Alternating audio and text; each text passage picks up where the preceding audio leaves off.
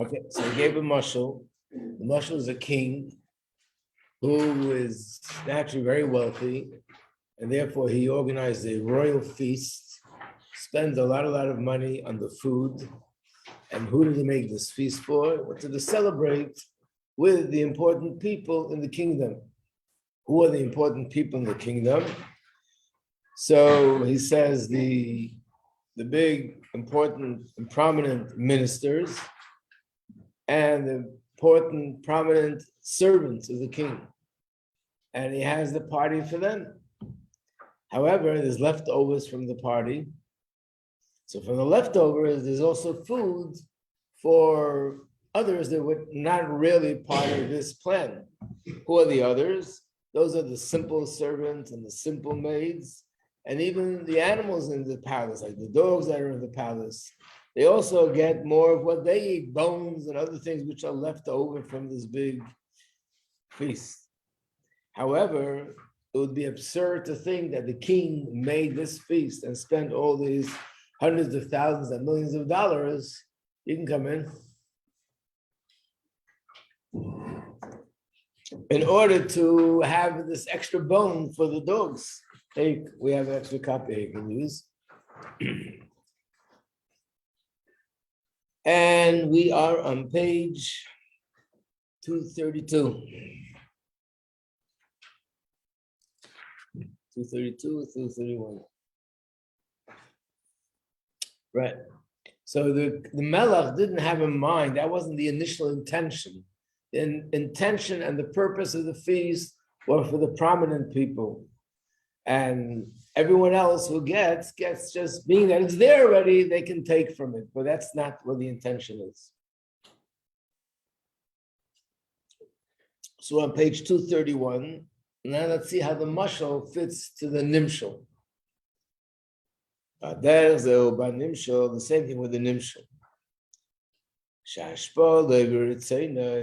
The sustenance that Hashem gives to those that violate His will, it's as if to say, by the way, like someone who throws it over his shoulders, which means that it's done in a way which Hashem, as if it is being done reluctantly. Again, by Hashem, there is no such thing as reluctantly. Nobody could push him. Nobody could force him. There's no circumstances in the world that we need to say Hashem had no choice but to do it this way or that way. There's no such thing by Hashem. It's only a mashal that we should understand that Hashem doesn't really invest himself internally to give to these people, just like the king is not even thinking about that he's spending all this money thinking that the dogs are going to have more bones. That doesn't even dawn on this. It's not what he's thinking about. He's thinking about the ministers. He's thinking about the important people in the kingdom. So we know that a mashal is not just, a mashal makes the idea a little bit pleasant, sweet, easy to follow, but there's more to it. A mashal is really when there's something very deep, and this deep concept, in order to explain, has to be put into a form of a mashal. And it's the student that has to analyze the mashal, look deeply into the details of the mashal, and from the details, slowly but surely, you can figure out the real depth to the mashal. So now he's going into the details. Maybe shtei dugmois shemashpol b'derech agav. In the mashal, he brings two examples of those that get their sustenance by the way. What are the two examples? And these are those that they don't sit by the king's table. They're on the outside, but nevertheless, they also gain from this big feast. Page 232. One category are the servants and the maids that are not the important servants and maids. Like we said yesterday, that there are servants and maids that they serve the king himself, whether it's bringing food to the king or bringing mail to the king or sending messages for and from the king to people. That is a servant that's a prominent servant. Then there are servants and maids that just do simple tasks, simple jobs in the palace, and they don't even get to see the king. They're just cleaning the floor somewhere in the basement of the royal part of the royal palace, but there's no special connection to the king. So these are two examples, and that's one example. The second example is even lower, klovim, the dogs, in the animal kingdom, that they also benefit from this feast. But then he also used two examples of those that are sitting by the king's table. And he uses the term in the mashal, sarim gedolim, the important and prominent ministers, v'avadim cheshuvim, and the important and prominent servants. And the reason why he brings these four is because in the nimshal, when you're talking about Hashem and Yidden, there's also, when you talk about Hashem and the rest of the world, rather, there's also four levels. What are the four levels? The lowest level is klovim, are the dogs. This is the second mimer we're learning about dogs. Okay? Dogs don't really serve the king. And these are people that are on a level, they don't really serve Hashem. But all they want is to give me more and more and more. A dog wants. Like it says, is a pasuk, Haklavim azein nefesh. The dogs are fiercely wanting. They know no satiation. A dog doesn't know to be satisfied. That's why people say he's hungry like a dog. It looks like dogs always want to eat more and more and more. So a dog means a person that all he wants is more, give me, give me, give me. He's not into serving and giving of himself. He's into taking. And specifically, Teva, the inherent nature of a person, the Teva, Yitzirasa, and the way Hashem created us is Shamayach Shalat Alalev, that the mind, the brain controls and rules over the heart. So if we look at a dog, we see the exact opposite of the way a person should be. Because a person should be in a way that he has intellect and he has emotion. And the intellect, the brain, the mind should control the emotion. What do we say about a dog? Not only the mind doesn't control the heart, and not only doesn't the heart doesn't control the mind,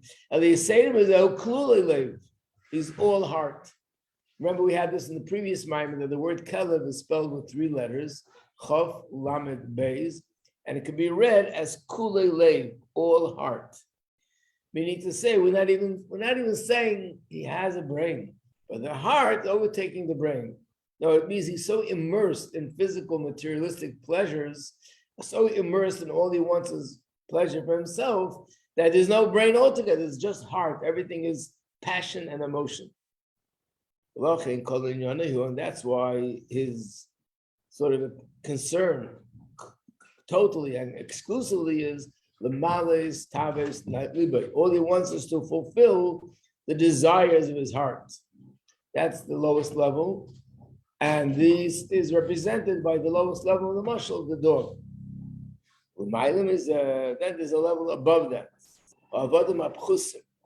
which are servants and maids, but use the term, they're behind the millstone, which means they do ordinary tasks in the palace. But again, they have no connection to the king himself. They're workers. But the mere fact that they're in the palace means that they are doing work for the king. This represents people that serve Hashem. They're learning Torah. They're doing mitzvahs. But they're doing it because they're sort of forced to do it. Like a simple servant, they don't really have lofty feelings or ideas. So if they're doing their job, it's because they're afraid if they don't do the job, they might get beaten, they might get whipped, they might get punished by the king. So they're afraid of getting hurt, so they do their job. So the same is also with the person that learns Torah and does mitzvahs, but they're doing it more out of fear that if I don't, who knows what Hashem is going to do to me? I'll be punished. But it's heipech haratzon v'tainik shalahem. It runs contrary to their will and their pleasure. Their will and their pleasure is to enjoy materialistic things. They're not into spiritual things. But nevertheless, they do what the king wants because they're afraid. Page 234. The Avda befkero nichale. This is a quote. You see the quotes there. It's a quote from Gemara, which says Avda, again, Eved, a servant or a slave. This is usually the lowest class in society, so to speak. And the Gemara says Avda befkero nichale means, you know the word hefker means? Hefker is something that has no owner. But in this context, it means that an Eved is someone that he enjoys life without any restraints, doesn't want any restraints, any responsibilities, just enjoy life, just pleasure, pleasure, pleasure, without any purpose, without any meaning, without any goal. So being that their desire and their pleasure is directed towards the worldly pleasures, materialistic pleasures. And true, they don't violate Hashem's will. But the fact that they don't, it's not because they love Hashem or they love serving Hashem, but because they're afraid of punishment. That's why that's why in the analogy, they're not with the king, they're outside of the king's table. So remember you said that who is the king inviting to his table? The prominent ministers and the prominent servants, but the dogs and the simple servants are maids, they're not invited to be eating by the king's table. What does it mean spiritually? It means they're outside of the king's table because they're really not connected to the melech. Whatever they're doing is they're really more into themselves. The only difference is the Keller doesn't even observe and listen to everything Hashem says. That's the level of a person that could even violate Hashem's will because all he wants is pleasure. The next level is he does what Hashem wants, but he doesn't really enjoy it. He enjoys having fun, he enjoys materialistic pleasures, but he does it because he's afraid of punishment. So being that he doesn't have a real, true desire to serve Hashem, in a sense, he in the mashal is the one that's outside of the king's table. Then come the next two levels. Follow me so far? Yeah. Then there are the prominent servants, Avidasim and Samelach, they serve the Melech, This is a person that also davens and learns, but he's davening and learning with a passion, with a desire, with an excitement. Even though he serves the king mainly because of Kabbalah Soil, one of the very big topics in Chassidus, even found right in the beginning of Chassidus, which is Tanya, is that we Yidden are compared to Hashem's child. In the Chumash, in the Torah, when Moshe Rabbeinu came to Paro, and he said, Hashem said, let the Jewish people go, he used the term, B'ni B'cheri Yisrael, my son, the firstborn. So Yidden are called Hashem's children. Yidden are also called Hashem's servants. So they're not just fancy names, but it means there are two ways to serve Hashem. One way to serve Hashem would be compared to the way a servant relates to a master. And one way to serve Hashem is the way a child relates to a father. So what is the difference? And of course, he explains it here briefly. There are Maimarim that there are pages and pages and pages going into the differences. Imagine you have a king, and the king has a son. This is the prince. The fact that the son does the will of the father is because he loves the father, and therefore he has the greatest pleasure doing what his father wants. But an Eved, when you talk about a servant, an Eved is like a soldier in the army. Discipline, follows orders, and that's called Kabbalah Soil. He accepts the yoke of the king. And I'm here. I'm your dedicated, loyal servant, ready to do everything I need to do. He's not like the prince. The Ben is someone who's close to the father. So he understands the greatness of his father, the depth of his wisdom, understands the beauty of his character traits and everything about him. And therefore, he loves his father and he loves everything about relating to his father. The Eved doesn't understand all that, but he is a dedicated, loyal servant. So that's called Kabbalah Soil. Not because I understand, not because I know the depth of it, just dedication and loyalty. So why are we saying here that the Avadim serve the king with desire? So the answer is, Mikol Makom, nevertheless, even though it's Kabbalah soil, but they have a desire to have the Kabbalah soil. Remember, the other servant, they do it because they're afraid of punishment. That means they don't really want to do it. They're just afraid, if I stop, I'm going to get locked up in jail. But they are doing it, they're dedicated and loyal, and this gives them pleasure, their dedication and loyalty to the king. Again, it's not like the Ben, the son. He is more than just loyalty and dedication. He understands the greatness of the Melech. And this is more loyalty and dedication, commitment, but it's with pleasure. Is this off or this is just the way the screen looks? Anybody know? It's on? Okay. Sorry. Excuse me for my ignorance. Okay. But I'm learning slowly. And that's why in the mashal, they're sitting by the king's table because they really have a relationship with the king. It's not a relationship of depth of intellect and emotion, but it's a relationship of dedication and loyalty, and they enjoy that loyalty. They want it. I told you once the story, but I might as well tell it again because it fits into this. There was a chassid who once said, we know the Baal Shem Tov taught that whatever you see, you can learn something from it to serve Hashem. Being that everything is Hashgacha Pratis, so if Hashem arranged that I should happen to see this, that, or the other thing, it's Hashgacha Pratis, we can learn from it. So one time he was traveling and he passed by a fort where there were Russian soldiers. And apparently they were whipping, they were flogging one of the soldiers, being punished and disciplined for something that he did. I don't know how it came about, that he asked, why was he being disciplined? So he was told that a little while back, he was the one who was supposed to be on guard in the fort at night. It was freezing cold weather, and his feet froze. So first they took him to the hospital, and now that he's out of the hospital, he's feeling better, now he's getting flogged because his feet froze.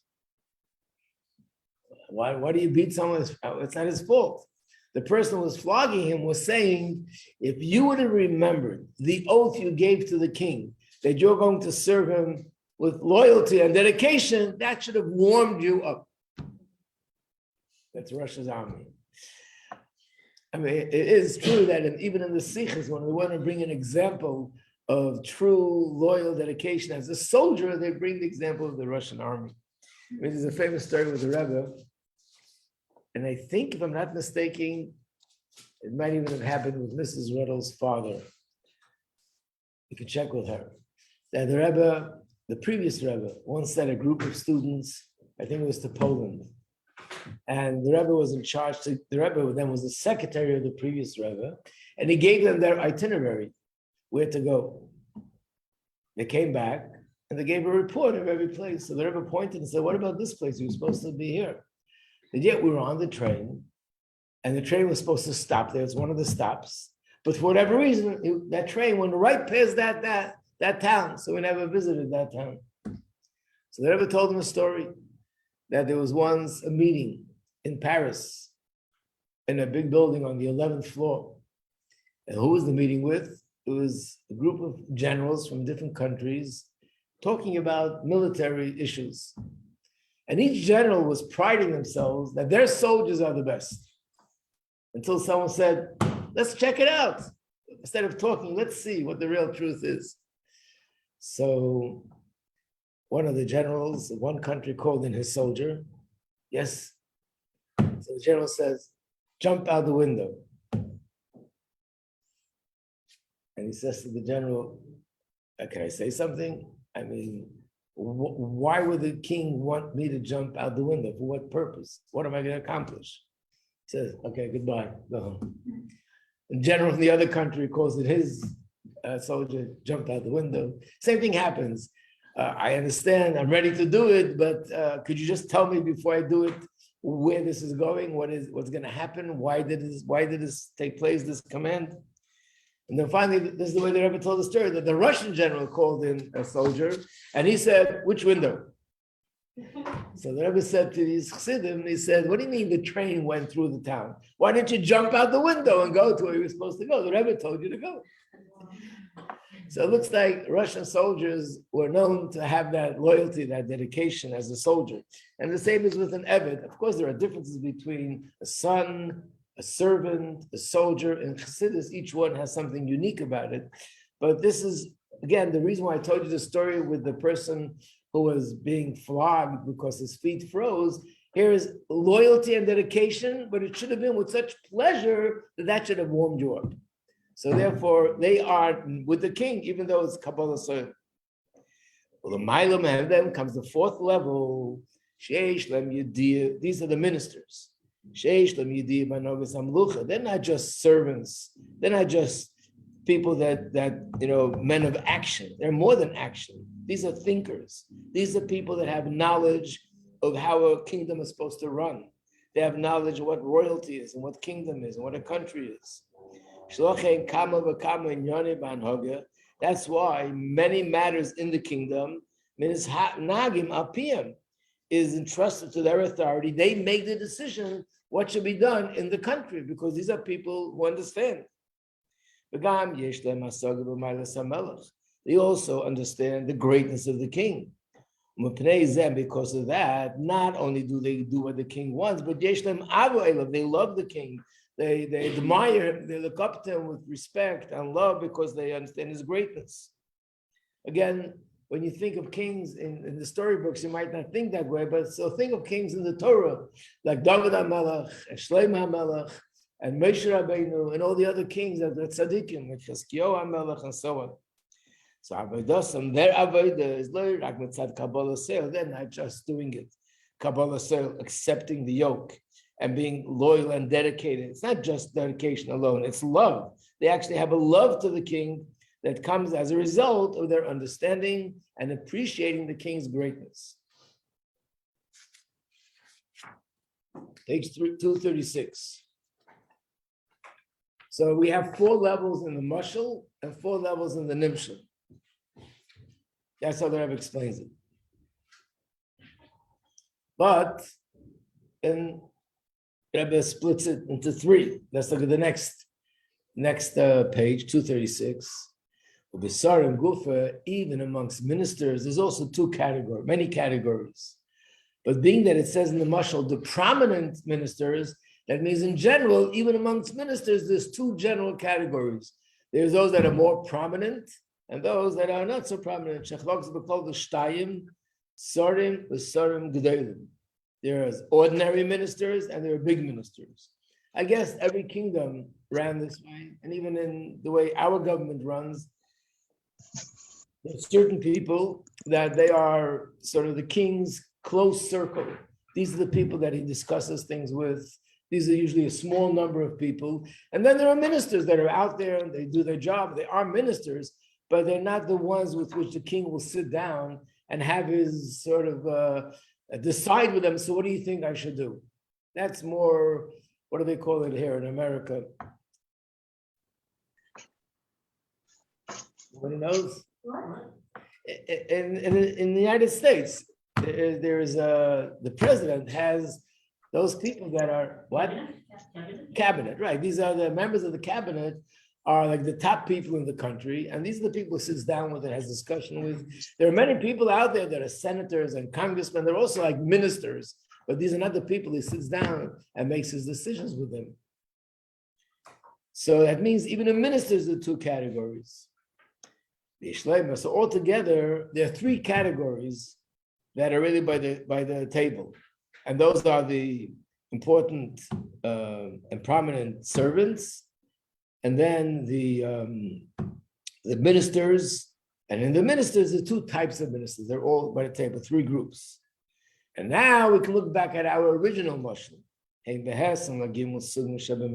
in the original medrash, it says the king has duchsin, Parchin, Isterathelutin. In the English, they gave an English term for each one. This is called a duke, and this is called, they have the same terms over here, I guess. Commander, a prefect. So I'm not sure what all these things are, but these are levels in different different kinds of officers that are close to the king. So that's like the mashal of the three levels that we just spoke about. And what does the Medrash say? The king was traveling, and these are the people that are with him. They're with him. So that is consistent with what we just said, that the important servants and the ministers, they're sitting by the table, which means they're with him, with Hashem. Got it? Now we're going to another level, a higher level, when it says that the smart people, they choose the king, not the ministers. Up until now, the ministers we were talking about was the sun, the moon, and constellations, the klippas. Now we're going a step higher. When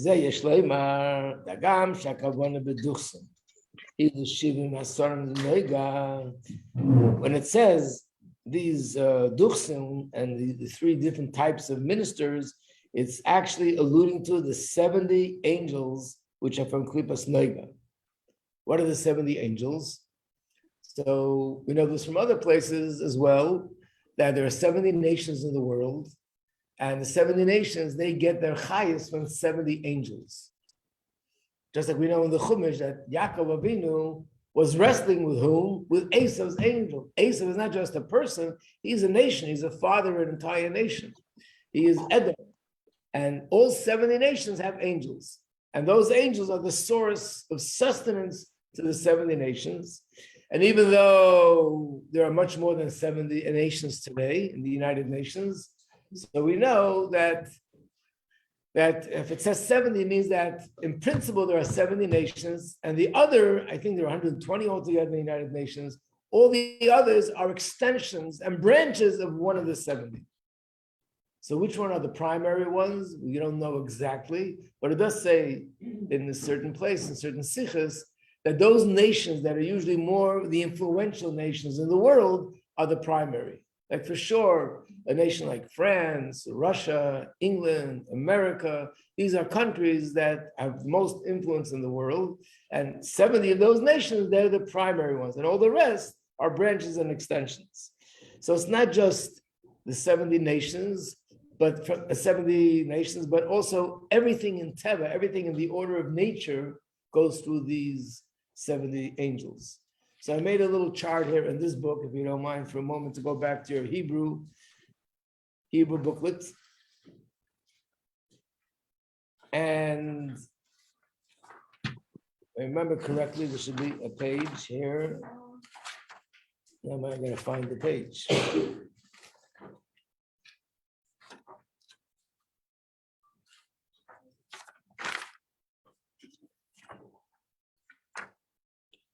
Okay, it's page 48. I don't know if you could see it here, but I'll try to bring it up. Look at page 48. It just shows us the order. There are spheres in Atzilus, which is Kedusha. From there, it goes to Malachim, which are holy Malachim, angels. The sustenance goes through that. And from there, the sustenance goes to the 70 angels. The 70 angels, from there, the sustenance goes to the sun, the moon, the constellations. And from there, everything in the world, in nature, gets its chayes from.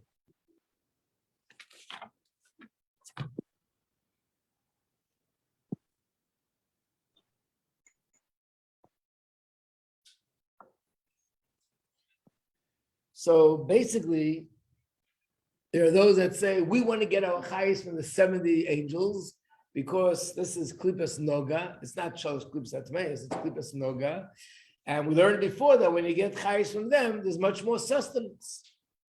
But being that it says here that these ministers are together with the king by the king's table, that means the mashal is telling us something deeper. These are people that are even ready to reject those that are sitting by the king's table, and they say, it's not what I want the king himself. So let's see the words inside. Nevertheless, page 237, being that he says that these three categories of ministers, they're with the king, but they is that this is comes to allude to the fact that what he's referring to here is not only the 70 angels, because they're klipas noga. Klipas noga means that they're not really 100% godly. They have their own feeling of separateness and independence of Hashem. And that would be more like avodim apchusim, like the lower level of the servants. But being that it says that these ministers are with the king, that means the ministers we're talking about, that the clever person rejects and says, no, that's not what I want. We're talking about the ministers that are with the king by his table, which are malachim shemitei l'laklus, even angels, that they're on a much higher level, they're totally kedusha. Nevertheless, the clever person says, I don't want a relationship with holy angels. They're holy, but that's not what I want. I want a relationship with Hashem himself. And not only I don't want the relationship with the holy angels, that's not enough for me, not even the spheres. Spheres of Atzilus. In reference to the spheres of Atzilus, it says that the spheres and everything about it is one with Hashem. So that means they're like the ministers that are with the king. They're transparent. They just manifest holiness and godliness. But still, the person says, that's not what I want. I want the king himself.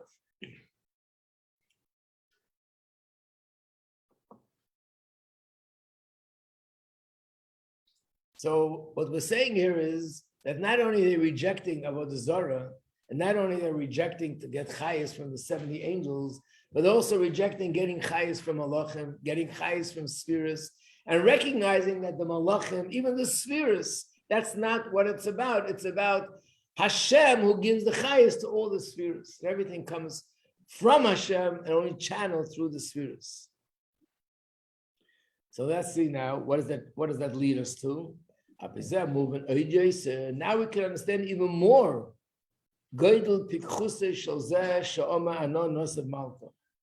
the one who says, I choose the king, now we see that this person's on a much greater level than we said before, and how he has a much deeper understanding than what we thought before. Because what is he saying? First of all, it says, I don't want to get sustenance like the dogs get, like, by the way. I don't want to get sustenance like those servants who are outside of the king's table, even though they're getting so much. I want to sit by the king's table. And when I'm sitting by the king's table, I don't want to be connected to the duchsin, to the malachim, to the spheres of Atzilus. What do I want? Ano nosiv malka. I want the king himself. Wow. What does this mean? So there's a beautiful mashal from the Baal Shem Tov. Let's look at the next page. This is a prayer to a poor person that he wraps himself around and pours out his heart to Hashem. So this is a pasuk in Tehillim, chapter 102, pasuk 1. And the reason why I know that is not because I know every single pasuk in Tehillim, but I happen to look on the page on the bottom, there's a reference to it. So it says 102, pasuk 1. And it says, this is a tefillah of a poor person. He wraps himself in prayer and he pours out his heart before Hashem. So the Baal Shem Tov says, what does it mean? He pours out his heart before Hashem. And he gives this really beautiful mashal. Think of a mashal of a king. In order to reach the room where the throne is, that's where the king is found, and he wants to see the king face to face. You have to pass through many chambers. A palace was built with many, many rooms. That adds to the beauty and the awesomeness of a palace. And not only just rooms, but the rooms were decorated in the most beautiful way, decorated with beautiful art, decorated with gold, with silver, with diamonds. And therefore, so much wealth and so much treasures there that there are people, when they go to see the king, they walk into the first room and they see the beauty, they're like so overwhelmed by the beauty, they freeze and they're looking. They look to the point that they even forget to keep moving. Somebody probably has to push them and say, hey, the king is waiting for you. But on their own, they would just they get stuck. What are they doing? They're looking at the beauty and the art and the gold and the silver that they see there, that they've never seen something so beautiful, magnificent in their life. Then there are people that are a little bit better than that, and they realize, no, I can't stop here. I have to go to the king. They go into the second room, which is so much more magnificent, so much more beautiful than the first room, and here they get stuck. And then there are people who go to the first room, the second room, the third room, and there they get stuck. Everybody according to their level. What about the Oni? Oni means the simple person. He doesn't understand all these things. He doesn't get it. So where is he going? Straight to the king. All these beautiful rooms and the gold and the silver and the art and the beauty, the treasures. I don't care about that. I want to go to the king. And that's what the Baal Shem Tov says. Tefillah la'ani. Kiyate, when he wraps himself in prayer, he says, Lifnei Hashem, I want to go to Hashem himself. I don't want to get sort of stuck in the middle with all the other beautiful, amazing spiritual things. So these are people that when they go to one chamber to another chamber, they have such pleasure. They become so transfixed that they stop there and they sort of fail to continue to go to the king's chamber. Page 240, then there are others that are on a higher level, that the first chamber doesn't distract them. But when they get to the second chamber, which is so much more beautiful, that's where they get distracted. That's where they get overwhelmed with pleasure. And I guess more and more. So either it's a very simple person or the opposite, a very smart person that knows what the essence of everything is, and agate nit on kein chshivus. The Rebbe says this in Yiddish to emphasize it, which means he's totally unaffected with all the wealth and all the magnitude and all the beauty of everything that's around. He only has one desire. I want to go into the throne room where the king himself is sitting there, and I want to see the king's face. That's what it means. We don't choose the officers, we choose the king. I can tell you got stuck by the third room. I'm giving you credit. You see, you went through the first two. I feel like people can study and don't get to the point. That's what it means. There's a lot of ways. This mashal has a lot of depth to it. Because it's very exciting. Right. I mean, in a certain sense, there's certain people that when it comes to Yiddishkeit, they love the learning, they love the understanding and the depth. And when you talk about, okay, you have to do this. Remember, when you wash your hands, you have to wash them until the hair. Come on, don't. That's technical. That's petty. The main thing is, so in a sense, this is really what it's saying, and that's where we have the king himself in the mitzvah that you do. That's where you have the king himself.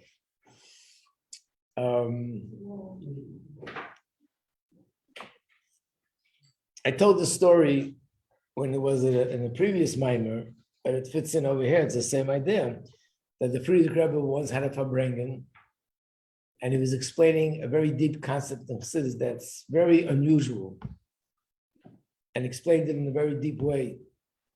And of course, all the Chassidim were like, "Wow, this is amazing!" But the secretary of the Friedrich Rebbe, he was one of the deepest minds of Chassidus of that generation. His name was Rabbi Cheskel Fagan. And he was flying. But all of a sudden, in the middle of the depth of the explanation, the Friedrich Rebbe turns to him and says, could you check in the other room what time it is? Because we have to have mincha. And he's thinking, oh no, Rebbe, you can't stop here. We're in the middle explaining this deep point. So based on the story with the Alter Rebbe, something in the Zohar, he decided he's not going to give the Rebbe the right time. So he'll have more time. Which means, an example, it would have been 4:30 after that mincha. I told the Rebbe it's 4 o'clock. They came back and told the Rebbe the wrong time. But you can't really fool the Rebbe. So the Rebbe said to him, he said these words, and he went through all the levels. And he said, this is not the ultimate emes, and that level is not the ultimate emes, and that level is not the ultimate emes. Mincha, that's the emes and the essence of the whole creation. That's everything. The mincha is going into the king's throne room. Simple mincha, saying Amen Yehei Shmei Rabbah. A simple mitzvah of observance is connecting to the essence of Hashem. And we have to remember that all the learning and everything else is there to enhance our observance of the mitzvah, not to distract us from going into the king's service. Okay, we'll stop here. Could you continue, Mr. Hashem? We'll have some time to catch your breath and then we'll go on. Thank you. You're welcome.